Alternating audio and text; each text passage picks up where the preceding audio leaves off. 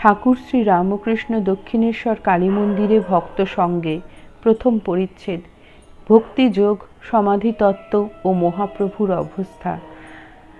রবিবার ৯ ডিসেম্বর 1883 খ্রিস্টাব্দ, অগ্রহায়ণ শুক্লা দশমী তিথি, বেলা প্রায় 1টা-2টা হইবে। ঠাকুর শ্রী রামকৃষ্ণ নিজের ঘরে সেই ছোট খাটটিতে বসিয়া ভক্তদের সঙ্গে কথা কহিতেছেন, হরিকথা কহিতেছেন।